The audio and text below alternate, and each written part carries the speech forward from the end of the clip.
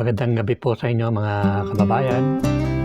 Naway nasa mabuti po kayong kalagayan sa parte ng ating bansa at ng mundo.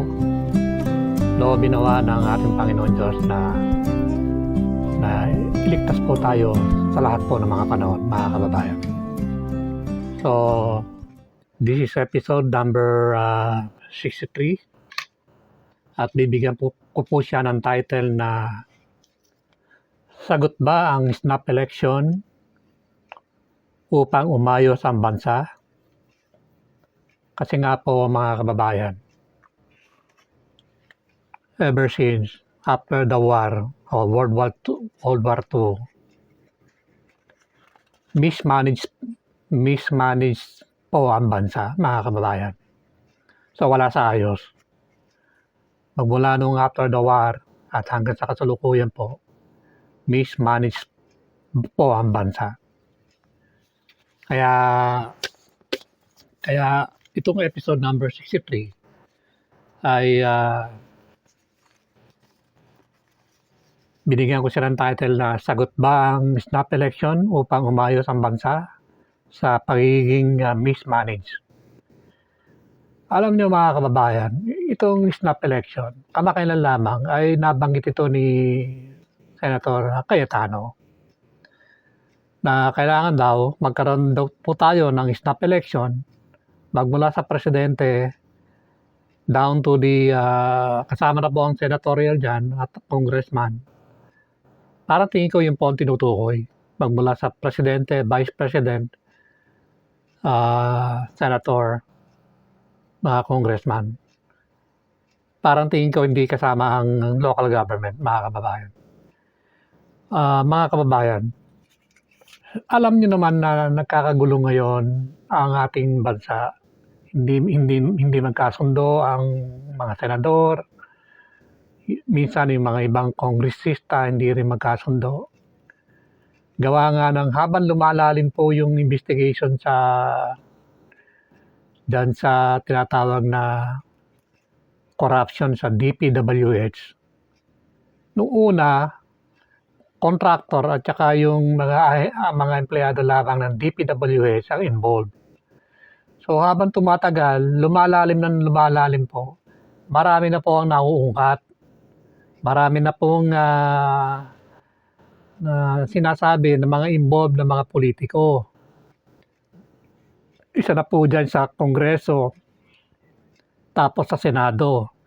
So sa Senado po, marami na rin po nauungkat na mga pangalan. So alam nyo na yon kung sino-sino yung mga sinabi dyan. Hindi ko na po sasabihin. At ganoon din sa Senado. So naungkat na rin ang mga pangalan. Yan po ang problema mga kababayan ng ang mga batas kasi natin. O yung present system natin. O yung mga batas natin. Although marami tayong mga batas, ang problema po, hindi po kasi siya nakakakita ng mga paglabag o ng mga hidden agenda o ng mga corruption o yung mga illegal business o illegal transaction. Kaya nangyayari po noong si Senator Lacson ay lumalalim ang investigation, marami na pong tinatamaan na nauungkat na mga kapwa senador niya, which is yung kanyang investigation ay base doon sa mga nakalap na mga witnesses. Sabi ng mga witness, involved si ganito, ganon. So, kaya nangyayari po, nagkakagulo ngayon sa Senado. Hanggang sa, ayan po, hindi muna magkakaroon ng hearing ang Senado. At the same time, nag-resign na rin po si Senator Lacson as a Blue Ribbon Committee Chairman, mga kababayan. Kasi nga po, lumalalim na nga po ng lumalalim kung sino-sino nga yung involved.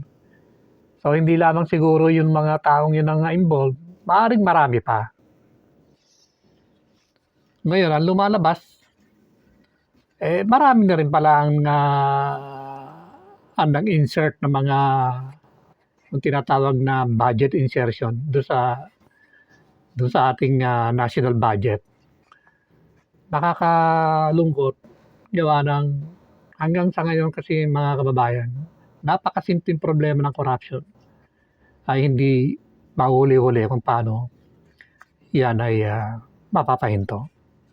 Kaya kung ganyan po ang magiging sistema na mga batas ay hindi nakakakita at bulag, ay mananatili pong ang corruption po ay hindi po mawawakasan mga kababayan. Kaya mangyayari po yan, patuloy na ang bansa po natin ay magiging kawawa at mismanaged mga kababayan. So, kaya yung ang snap election, doon sa tanong ko, sagot ba ang snap election upang umayos ang bansa? Hindi po. Hindi po ayos ang bansa. Kahit sino po ilagay, tatandaan po ninyo, kahit sino po ang maging leaders, pamunuan ng ating bansa, magsanib man ang administration o opposition, o magsanib pa ang mga nakaraang mga administration, magsanib-sanib na po sila lahat, mga kababayan, pati mga opposition. O ibalik man ang death penalty, o magpasa pa ng maraming mga batas, o baguhin pa ang form of government, o maglagay pa ng mga matatalino at magagaling sa gobyerno, ay mananatili pong mismanage ang bansa. Kasi nga po, isa ang problema. Dapat doon po tututok para maging good management ng bansa. Yung nga po tinutukoy ko na ang mga batas po natin ay dapat makakita. Hindi yung siya ay nagsasalita lang o nangungusap. So tatandaan po ninyo, ang mga batas po natin ay nagsasalita sa atin. Ang sabi ng mga batas, huwag kayong papatay, huwag kayong magnanakaw, huwag kayong mangungurap. Huwag kayong magtatago ng mga bagay na hindi sa inyo. Huwag kayong kikita ng illegal. Iyan po ang sabi ng mga batas. Kinakausap po tayo niyan mga kababayan. Ang problema, kaya nga ang lalakas nga ng mga loob ng mga politiko at mga ibang mga tao. Kasi nga, total hindi naman ako nakikita ng batas Gagawa ako ng mga illegal. So ganyan po ang nangyayari. Kaya nga minsan, eto matagal ko nang sinasabi ito minsan, mabuti pa yung mga magnanakaw, nagbubuwis ng buhay para lamang sa kokonting halaga Samantalang itong mga taong ito na itong mga ganit sa pera hindi naman nagbubuwis ng buhay, pero milyon-milyon po ang kinikita, mga kababayan. Imagine, ang mga magnanakaw po nagbubuwis ng buhay. Although masama yung kanilang ginawa. Masama din naman yung ginawa ng ating mga politiko. Diba? Mga empleyado ng gobyerno, ninanakaw ang pera ng bayan. Kagandahan lang dun sa pagnanakaw nila, walang nasasaktan ng mga tao. Ibig sabihin, hindi sila nakakapatay. Di katulad ng mga magnanakaw. Bago nila makuha nila yung gusto nila sa maliit na halaga, pag wala sa ayos pinapatay nila yung haharang-harang sa kanila. So, yun po ang problema. Pero parehas din yun mga kababayan. Kaya maliit, kaya malaki ang ninakaw, yun po ay masama at hindi po maganda sa atin mga kababayan. Kaya nangyayari po, habang ang mga batas po ay hindi po nakakakita, magpapatuloy po ang baha. Illegal logging, illegal quarrying, illegal mining. Ewan ko mga kababayan kung natatandaan ninyo yung nangyari sa somewhere in Batangas. Isang kapitan po doon. Lately lang natagpuan ng media po yan. Kalbo na po ang bundok doon sa isang parte ng Batangas mga kababayan. Kung hindi pa po nakita yon, baka mawala na po ang bundok. Imagine, sino-sino kumita doon. Magmula sa barangay, siguro kasama ang mga kagawad, kasama ang mga Siguro pati mayor, vice mayor, governor. Hindi natin alam, congressman. Imagine. So, yun po ang problema kasi hindi nga po nakikita ng ating mga batas yung mga ginagawa nilang pagkita ng pera. Tatandaan po ninyo,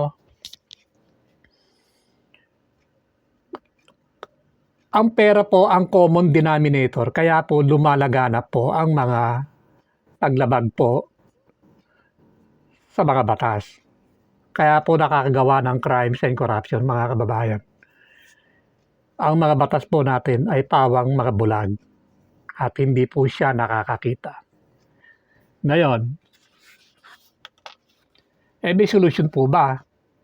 Natandaan po ninyo, hindi po snap election ang kasagutan. Kasi sa snap election, ganun din po ang mangyayari sa ating bansa. Kahit na magkaroon ng snap election, sabi nga sa inyo, kahit sino maging leader dyan, wala pong mangyayaring good management ang bansa. Yung iba sinasabi, good governance daw ang pairalin, accountability. Hindi po totoo yun. Hindi nyo kayang pasunurin po ang napakaraming mga politiko, mga kababayan. Hindi nyo po kayang pasunurin ang lahat ng nanunungkulan sa gobyerno. So, yan po ang problema. Okay lang yun sa mga ibang mga tao. Pero yung majority po, hindi nyo po mapapasunod. Kaya ang bansa po, nakakalungkot mga kababayan. Nakakahiya na. After the war, dapat po tayo ay maunlad na. Super unlad na. Imagine, after the war, nagkalat na po dito ang technology ng mga Amerikano. Andito na po lahat. Dinala na rito ng after the war. Yung iba nga, iniwan na nga nila eh. Katulad ng mini jeep nila. Ayun, mabutit nagaya po ng ating mga Pilipino pang gawing jeepney, sasakyan. Pero yung mga eroplano, yung mga baril, at yung iba-iba pang mga sophisticated equipment, dapat po yun, nagaya na po natin at nakagawa na rin po tayo para tayo ay umusad ng time na yon. Kaso nyo wala Wala po nagpatuloy. Kaya nga, minsan, nung ako nagtatrabaho sa Advanced Micro Device, meron po kaming malaking logo kasama din po doon yung Sunnyvale kasi nga ang AMD ay nakatayo po sa Silicon Valley. So, andun po yung aming headquarters, Advanced Micro Device. Meron pong isang picture po doon na ang Japan po. Kumbaga, may daladalang mga lente na naninilip at tinitingnan yung mga technology na ginagawa sa Sunnyvale o dun sa tinatawag na Silicon Valley. So, tingnan nyo mga nag-i-spy sila. O, tingnan nyo ngayon ang Japan, mga kababayan, kung gaano kaunlad. Magaling. Magaling ang pagkakaano nila. Ganon din po ang China. Naman po, nag-uumpisa lahat yun sa gaya-gaya Tapos, later, i-improve mo nila yung produkto. So, yun po ang nangyari sa atin. Bumuhos po ang technology dito sa atin after the war, nung iniwan po ng mga Amerikano yung kanilang mga technology. So, ang problema po, wala po nagpatuloy. Siguro yung jeep, ayan.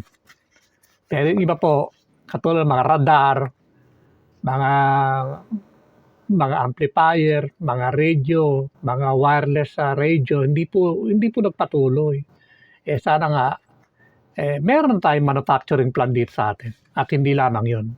So, dadami pa ang electronic and semiconductor dito sa atin, mga kababayan. Anyway, so, ang sagot ko dun sa tanong na sinasabi na magkaroon daw ng snap election, hindi po yun ang kasagutan upang umusad po ang bansa at para manahimik o umunlad o kung ano man. Hindi po yun ang sagot. Ang sagot pa rin po dito, mga kababayan, yung ating na-discover, na na-invento, created, yung pong tinatawag na laser crucible fortress. Kasi nga po, under laser crucible fortress, ang mga batas po ay makakakita na po ng mga paglabag ng mga tao. Makikita na po doon kung sino-sino yung mga kumikita sa illegal, katulad ng mga illegal drugs, pagtanggap po ng pera, ng mga komisyon, hidden agenda, illegal transaction o illegal business. Lahat po yan ay mare-record ng Laser Code Super Fortress in real time. Kaya nga kahit nga kayo ay merong transaction sa kagubatan at wala naman nakakakita po doon, makikita po kayo ng gobyerno, mga kababayan. Kaya nga pag-uwi niyo sa bahay, kayo po ay popotasan na lamang at ikukulong ng law enforcement agency. So we need Laser Code Super Fortress po upang ang bansa po ay maging good management, mga kababayan. So that time, tatahimik na po ang bansa, magkakaroon po tayo ng tunay na long-lasting peace, prosperity, and security, mga kababayan.